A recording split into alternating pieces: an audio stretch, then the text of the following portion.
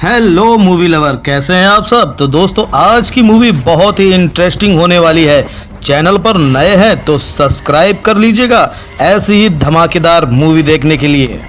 तो फिल्म की शुरुआत ही एक शार्प शूटर ड्रासा से होती है, जो स्नाइपर ये काफी टाइम से अपने शिकार के इंतजार में थी और जैसे ही उसका टारगेट सामने आया वो एक ही गोली से उसे मार गिराती है और बाद में जिस बुलेट से उसने अपने टारगेट को मारा था उसी बुलेट का शल अपने पास संभाल लेते हैं और यहीं से सीन शिफ्ट हो जाते हैं लिवाई की तरफ। पता चला है कि वो भी एक शार्प शूटर है और आर्मी का सोल्जर भी रह चुका है। इस टाइम उसे एक फैसिलिटी में मिस बार्थो बुलाती है जो किसी सीक्रेट मिशन के लिए काम करती है। लिवाई के सामने लिवाई की रिपोर्ट चेक करते हुए वो लिवाई से काफी इम्प्रेस नजर आ रही थी, क्योंकि लिवाई ने 200 से भी ज्यादा किल अपनी एक ही शूट से पॉसिबल बनाए थे। यानी उसने 200 से ज्यादा मर्डर किए थे अपनी स्नाइपर की हेल्प से। उसका निशाना बहुत अच्छा था। अब वो लिवाई से कुछ बातें करती हैं और उसे अपने सीक्रेट मिशन के लिए हायर कर लेती हैं। दूसरी तरफ दोबारा हमें ड्रासा को दिखाया जाता है जो रशिया में अपने डैड के पास आई है। ड्रासा एक बाउंटी हंटर है, यानी पैसों के लिए वो दूसरों को मारने का काम करती है, लेकिन उसके बाद उसे अपने किए पे काफी पछतावा होता है। वो हर साल उन बुलेट्स के शेल अपने डैड को लाकर देती थी जिनसे उसने अपने टारगेट्स को मारा था, ताकि उसका दुख थोड़ा हल्का हो जाए। पर अब उसके डैड इन सब चीजों से थक गए थे। वो अपनी लाइफ से थक गए थे जिसमें कोई भी नहीं था। वो अपनी बेटी ड्रासा से कहते हैं, मैंने फैसला कर लिया है, अगर अगले साल 14 फेब तक मेरी मौत ना आई तो मैं खुद ही 14 फेब को अपनी जान ले लूंगा। चाहे उस दिन तुम मेरे पास हो ना हो, तुम जहाँ पे भी हो, एक मर्तबा मुझे गुड बाय कह देना। ये सुनकर ड्रासा भी उदास हो जाती है और वापस चली जाती है। जबकि यहाँ दिखाया जाता है कि लिवाई को हेलीकॉप्टर के जरिए ले आया गया था रशिया और यूएस के बॉर्डर पे, जहाँ उसे एक साल के लिए रहना था बाहर की दुनिया से कांटेक्ट खत्म करके। हेलीकॉप्टर से नीचे उतरकर वो अपनी डेस्टिनेशन तक पहुंचने के लिए 3 दिन का सफर तय करता है और रास्ते में ही उसे अपना सीनियर भी मिल जाता है जिसकी ड्यूटी अब खत्म हो चुकी थी और उसे साल के बाद वापस अपने घर जाने का मौका मिल रहा था। सीनियर लिवाई से मिलकर बहुत ज्यादा खुश था। वो बताता है कि तुम 1 साल में मिलने वाले पहले इंसान हो जिससे मैं बात कर पा रहा हूँ। खैर, अब वो लिवाई को यहाँ के रूल्स बताने लगता है। वो बताता है, तुम्हें इस टॉवर के ऊपर ड्यूटी देनी है। ये ईस्ट टॉवर हमारा है जो यूएस को रिप्रेजेंट करता है और इस नदी के पार वो सामने वेस्ट टॉवर वो रशिया का है। ये समझ लो कि ये यूएस और रशिया के बॉर्डर्स हैं। तुम्हें यहाँ रहकर 1 साल तक ड्यूटी देनी है बिना किसी से बातचीत किए। तुम्हारी मेन ड्यूटी यहाँ रहेगी, हर थोड़े टाइम के बाद मशीन गन्स में तुमने बुलेट डालनी है। अगर कोई ट्रैकिंग डिवाइस खराब हो जाए तो तुम्हें उसे ठीक करना है और अगर नीचे से किसी तरह के सायरन की आवाज आई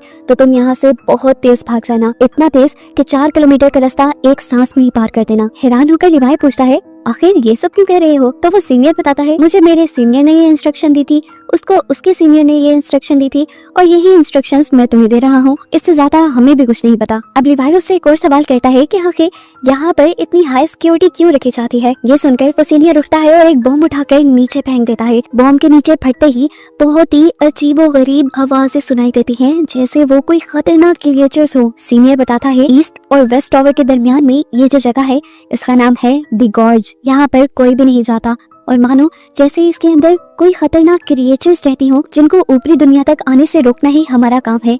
अगर ये क्रिएचर्स ऊपर आए तो तुम्हें इन्हें मशीन गन से मार देना है। ईस्ट और वेस्ट टॉवर का बस यही काम है। सारी बातें बताने के बाद ये सीनियर यहाँ से चला जाता है। दिखाया गया कि उसे लेने के लिए एक हेलीकॉप्टर आया था जिसने सीनियर से उसकी कुछ इन्फॉर्मेशन ली, यहाँ पर काम करने के बारे में पूछा और फिर उसे लेकर यहाँ से चला गया। लेकिन ज्यादा दूर नहीं, थोड़ी ही आगे लिवाई की नजरों से दूर जाने पर उन्होंने इस सीनियर की रस्सी काट दी और वो दी गॉर्ज में जाकर गिर गया, जिसका साफ मतलब था कि यहाँ पर जो भी कोई ड्यूटी करता था वो वापस अपने घर नहीं जाता था और इस चीज के बारे में लोगों को बताया भी नहीं जाता था। यानी अब लिवाई भी यहाँ से बचकर नहीं जा पाएगा और इस मासूम को इस बारे में कुछ पता भी नहीं है।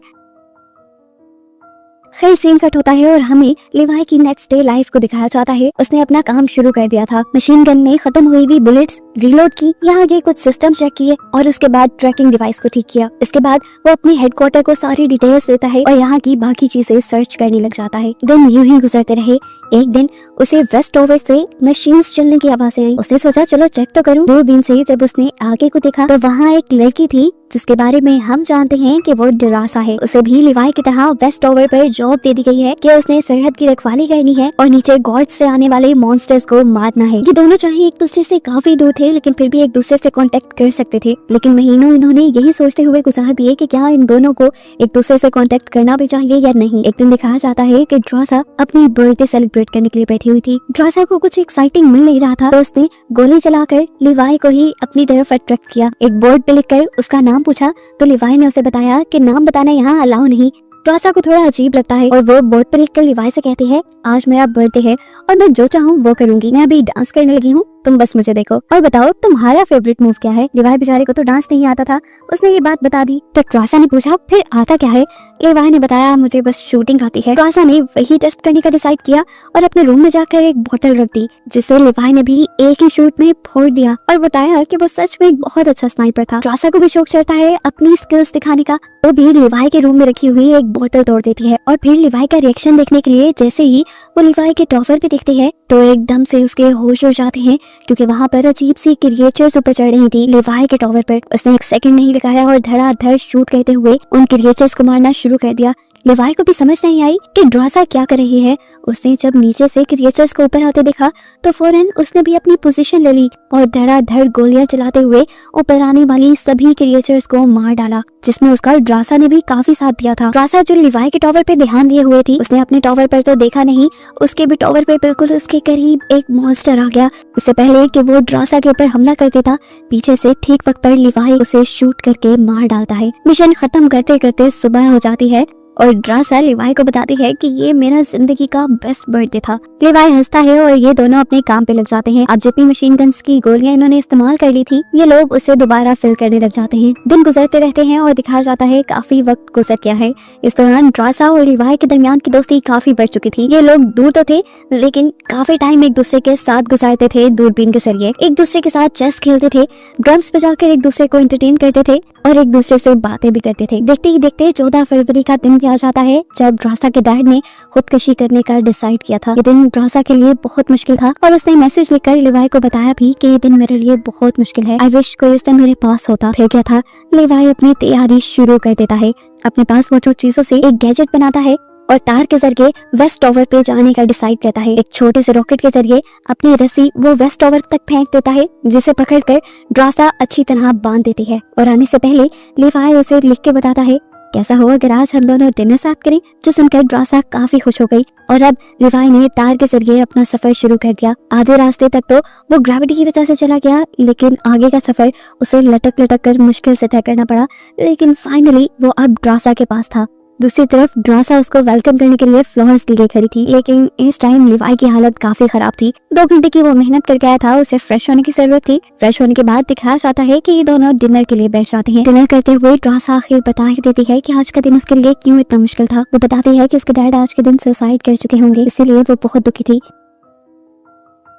ड्रासा का ध्यान भटकाने के लिए लिवाई उसे अपनी बैकग्राउंड स्टोरी बताने लगता है कि उसके डैड ग्रैंडपा सारे ही सोल्जर्स थे। बातें करते हुए ये लोग डांस करना शुरू कर देते हैं और काफी टाइम एक साथ गुजारते हैं। लिवाई ने रात यहीं गुजारी और सुबह होने पर वापस जाने के लिए अपनी तार से लटक गया, लेकिन गलती से ये तार उसके टॉवर वाले माइन से टकरा गई और बम ब्लास्ट होने की वजह से वो तार टूट गई और लिवाई जाकर सीधा दी गॉर्ज में गिर गया। लिवाई की जान बचाने के लिए ड्रासा भी कुछ पैराशूट्स और गन लेकर दी गॉर्ज के अंदर जंप कर देती है, जो पानी से भरा था। इस पानी के अंदर अजीब येलो लाइट थी और हर जगह अजीबो गरीब चीजें थी। इस टाइम लिवाई एक दरख्त से उल्टा लटका हुआ था और उसके ऊपर काफी सारे पाँव वाला एक बड़ा सा क्रिएचर हमला करने के लिए आ जाता है, जिसे लिवाई अपनी गन से शूट करके मार तो देता है, लेकिन इस सब में दरख्त की वो शाख भी टूट जाती है जिसके साथ वो लटका हुआ था। वो नीचे आकर किसी और क्रिएचर पर गिर जाता है, जो क्रिएचर उसके ऊपर गिरते ही अपना मुंह खोल लेती है और दांतों को उसके जिस्म के ऊपर स्टैब करने वाले अंदाज में लगा देती है। इससे पहले कि ये क्रिएचर लिवाई को पूरी तरह अपने अंदर अब्सॉर्ब कर लेती, ड्रासा ठीक वक्त पे यहाँ पहुंच गए। इस क्रिएचर के टेंटिकल्स पे शूट करके लिवाई की जान बचा लेती है। इससे पहले कि यहाँ पे लोग रिलैक्स हो पाते, कुछ अजीब से घोड़ों की तरह के क्रिएचर्स के ऊपर अजीब क्रिएचर्स सवार होकर इनके ऊपर हमला करने के लिए आ जाते हैं।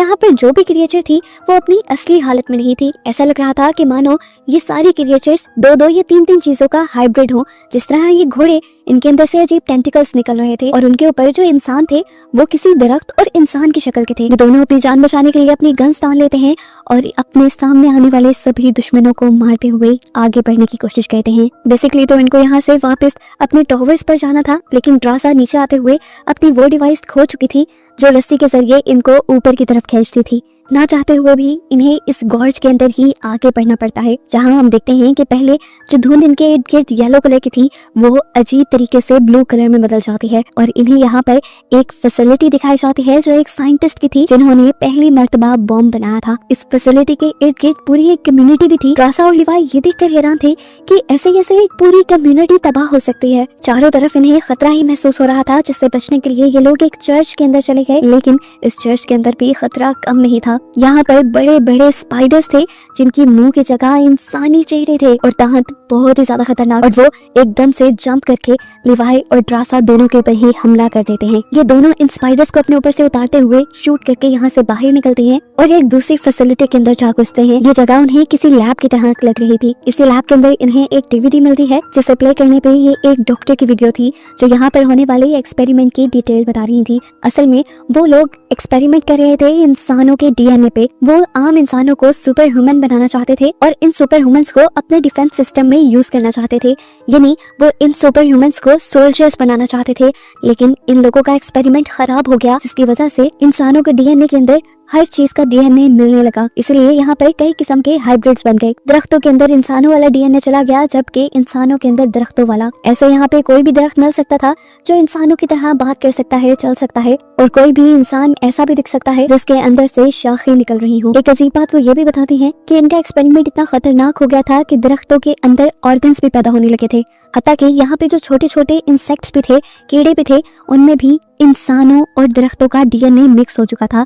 जैसे अभी हमने एक स्पाइडर देखा, उसके मुंह पे इंसानी चेहरा था। इसे डीवीडी को देखते देखते लिवाई यहाँ पे और भी छानबीन करता है और उन्हें यहाँ थोड़ा सा एडवांस कंप्यूटर मिल जाता है।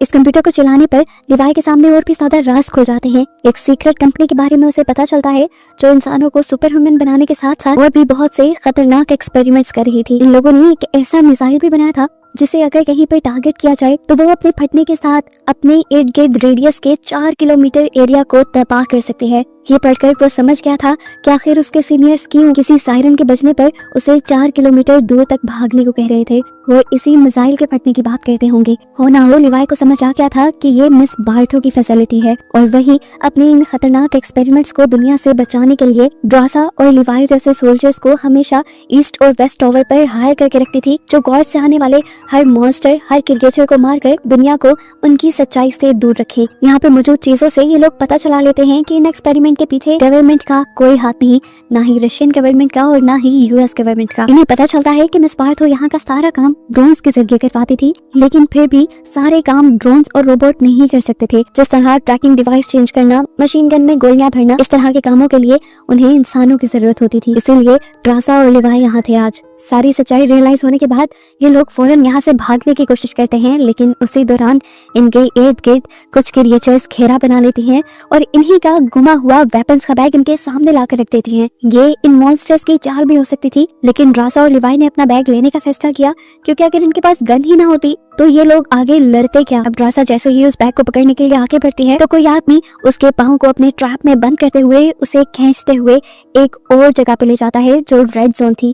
यहाँ पर हर जगह रेड कलर की धुंध फैली हुई थी और इससे अंदाजा लगा सकते हैं कि ये जगह पहले से ज्यादा खतरनाक है। लिवाई भी ड्रासा की मदद करने के लिए बढ़ा तो था, लेकिन उसे समझ नहीं आ रही थी कि ड्रासा मिलेगी कहाँ पर। यहाँ हम देखते हैं कि ड्रासा को इस दरख्त जैसी दिखने वाली क्रिएचर ने उल्टा लटका दिया था। ये एक साइंटिस्ट था जो पहले यही इसी फैसिलिटी में काम करता था और इसका नाम था बी शॉ ड्रासा को जख्मी करके उसका डीएनए चेक करता है और उसे पता चलता है कि ये लोग अभी नए ही इधर गिरे हैं, क्योंकि 5 दिन तक यहाँ रहने वाला इंसान ऐसे ही अजीबोगरीब हाइब्रिड क्रिएचर में बदल जाया करता था। अब ड्रासा तो इस क्रिएचर को अपने लिए खतरा समझ रही थी, इसलिए उसने अपने आप को छुड़वा कर यहाँ इस क्रिएचर के साथ लड़ाई शुरू कर दी। लड़ते हुए ड्रासा के हाथ यहाँ एक नुकीली चीज पे लग जाती है, जिससे बार बार वो इस इंसान नुमा दरख्त के ऊपर हमला तो करती है, लेकिन इन्हें मारना तो जैसे इम्पॉसिबल था। वो बताता है कि मैं इंसानों की तरह ऑक्सीजन से भी सांस ले सकता हूँ और एक दरख्त की तरह कार्बन डाइऑक्साइड भी ले सकता हूँ। इससे पहले कि अब वो ड्रासा के ऊपर हमला करके उसे खत्म कर देता, पीछे से लिवाई एंट्री करता है, दूर से ही उसके ऊपर शूट करता है और उसके बाद आग लाकर उसकी सारी जड़ों को आग लगा देता है। अब ये लोग वापस जाने का फैसला करते हैं, लेकिन यहाँ से दूसरी तरफ जाना तकरीबन नामुमकिन के बराबर था। इस जगह पे एक अजीब सा जाल फैला हुआ था जो ह्यूमन और प्लांट के डीएनए से बना था। इस जाल के अंदर बहुत सारे ह्यूमन ऑर्गन्स भी थे और साथ ही साथ दरख्तों की जड़ों की तरह ये एक नेटवर्क की तरह फैला हुआ था। सिंपल लैंग्वेज में कि इंसान और दरख्त यहाँ पे आपस में कनेक्टेड हुए थे। अब खतरा तो इन्हें मोल लेना ही था। ये लोग एंटर कर लेते हैं उस जाल के अंदर और आहिस्ता आहिस्ता कदम आगे बढ़ाते हुए ये लोग किसी तरह इस जाल को पार कर ही रहे थे, लेकिन एकदम से ड्रासा का पांव एक गलत जगह पर रखा गया। ऐसे ही जड़ों वाला इंसानी प्लांट एक्टिवेट हो जाता है और फौरन ड्रासा के ऊपर हमला कर देता है। इससे पहले कि ये प्लांट उस पर कुछ करते, लिवाई ड्रासा को खींच के निकाल के बाहर ले जाता है और इस प्लांट को अपनी फायर गन से जला देता है। यही रेड जोन में इन्हें फाइनली एक गाड़ी भी मिल जाती है, जो इनके लिए तो एक तोहफा ही थी। ये लोग उसमें बैठकर गाड़ी चलाते हुए ब्लू जोन में आ जाते हैं। इस कार के जरिए इन्होंने बहुत ही जल्दी ब्लू जोन को भी पार करके ये लोग येलो जोन में आ गए थे, जहां वो दरख्त की तरह दिखने वाले इंसान दोबारा इनके ऊपर हमला कर देते हैं। इससे लिवाई निपटता है, जबकि ड्रासा को वो रस्सी मिल जाती है जिसकी मदद से ये लोग ऊपर जा सकते थे, लेकिन इसके नीचे वाला गैजेट, इसीलिए ड्रासा इस रस्सी के साथ जीप को बांध देती है ताकि जीप की मदद से ये लोग ऊपर जा पाए। अब जैसे जैसे ये लोग ऊपर चढ़ रहे थे, गॉर्ज की क्रिएचर लगातार इनके पीछे पड़े हुए थे, वो इनको मारने की कोशिश कर रहे थे। ड्रासा और लिवाई दोनों इनसे लड़ते हैं, हारते नहीं। ऊपर चढ़ते चढ़ते भी कार में बैठे हुए ये लोग लगातार उनके ऊपर शूटिंग करते रहे। मारते मारते जब ये लोग थक जाते हैं और अपनी मंजिल के बहुत करीब होते हैं, तो लिवाई यहाँ पे एक बहुत ही शातिर मूव चलता है। वो अपनी जीप के पेट्रोल टैंक को खोल देता है, जिससे पेट्रोल नीचे गिरकर सारी क्रिएचर्स को भिगो देता है और ऊपर आते ही लिवाई अपनी फायर गन से इन सब को जला देता है और ये क्रिएचर्स यहाँ पर खत्म हो जाती हैं और फाइनली ये लोग ऊपर भी आ जाते हैं। इतनी बड़ी हकीकतें इन्हें गॉर्ज के बारे में पता चल चुकी थी अब, और ये लोग इस घिनौने मिशन का हिस्सा बनने वाले नहीं थे। ये दोनों फैसला करते हैं कि जल्द ही ये दोनों ये जगह छोड़कर चले जाएंगे और कहीं दूर जाकर अपनी नई जिंदगी बसर करेंगे। ड्रासा लिवाई से शेयर करती है कि फ्रांस में उसके पास एक ऐसी जगह है जिसके बारे में कोई नहीं जानता और कोई उसे ढूंढ भी नहीं पाएगा वहाँ। इस टाइम में दोनों ड्रासा के यानी वेस्ट टॉवर पे थे। लिवाई ड्रासा से कहता है, मैं इस टाइम अपने टॉवर पे जाता हूँ और वहाँ पर एक टाइम बॉम्ब सेट कर देता हूँ ताकि वहाँ की सारी चीजें तबाह हो जाएं और हमारे बारे में किसी को कोई खबर ना हो। इस टाइम बॉम्ब को एक्टिवेट करने के बाद मैं उस मिसाइल को ऑन कर दूंगा जो नीचे गॉर्ज को खत्म कर देगा और मिस बार्थो के ये सारे घिनौने एक्सपेरिमेंट भी खत्म हो जाएंगे। दुनिया को उनसे कोई खतरा नहीं रहेगा। अपना प्लान बनाने के बाद वो तो ईस्ट टॉवर पे आ गया था, जहाँ आते ही उससे मिस बार्थो कांटेक्ट करते हैं। असल में उसे पता चल गया था कि नीचे गॉर्ज में उनके कंप्यूटर एक्टिवेट हुए थे। वो लिवाई से पूछती है, क्या ये कंप्यूटर्स तुमने एक्टिवेट किए? लिवाई साफ झूठ बोल देता है कि नहीं, मैं तो नीचे गया ही नहीं। वो समझ गई थी कि अगर लिवाई नीचे नहीं गया तो दूसरी तरफ से ड्रासा नीचे गई होगी और इन्हें कहीं ना कहीं अब गॉर्ज की हकीकत पता चल चुकी है। इसलिए फैसला करती हैं कि अगले ही दिन ये ड्रासा और लिवाई दोनों को ही मरवा देंगी, क्योंकि अगर ये दुनिया में आ गए तो ये मिस बार्थो की सच्चाई भी दुनिया के सामने ले आएंगे। अगले दिन दिखाया जाता है कि ड्रासा और लिवाई दोनों ही यहाँ से जाने की तैयारी कर रहे थे और तार बांध रहे थे। लिवाई बॉम्ब एक्टिवेट करने की कोशिश में था और उसी टाइम मिस बार्थो पहुंच जाती है अपने हेलीकॉप्टर को लिए। मिस बार्थो को देखते ही लिवाई समझ गया कि वो जरूर उसे मारने के लिए आई है, इसीलिए वो फौरन यहाँ से भाग जाता है और मिस बार्थो के लोग उसके पीछे पड़ जाते हैं। लोग क्या, उसके ड्रोन्स, हेलीकॉप्टर्स सब के सब अब लिवाई के पीछे थे। लिवाई जानता था कि उसे ये सब तबाह करके ही आगे जाना है, इसीलिए वो अपनी स्पीड कम करता है और अपनी लाइफ का एक बहुत बड़ा शॉट मारता है कई किलोमीटर दूर का। उसने अपनी उस डिवाइस को शूट कर दिया था जो नीचे मिसाइल के साथ कनेक्टेड थी। इस मशीन को शूट करते ही नीचे कुछ ही सेकंड में वो मिसाइल फट जाता। वो शूट करके जितना तेज हो सके वो भागता है। दूसरी तरफ लिवाई भी उसका प्लान जानती थी, वो भी वहां से बहुत दूर भाग गई, लेकिन किस्मत को ये मंजूर न था कि ये दोनों मिले। ड्रासा तो उस बम से बच गई, लेकिन लिवाई उस बम की आग की चपेट में आ गया और वहीं पानी में गिरकर मारा गया। लेकिन अच्छी बात ये थी कि नीचे दी गॉर्ज, वो अजीब और गरीब फैसिलिटी खत्म हो गई जिससे दुनिया को एक दिन खतरा भी हो सकता था। दिखाया जाता है कि ड्रासा बचने के बावजूद भी 5 दिन तक दुनिया में नहीं जाती, क्योंकि असल में वो दी गॉर्ज में रहकर आई थी। तो उन लोगों ने डिसाइड किया था कि वो 5 दिन तक आबादी वाले एरिया में नहीं जाएंगे, क्योंकि अगर उनके ऊपर किसी भी किस्म के वायरस ने हमला किया होगा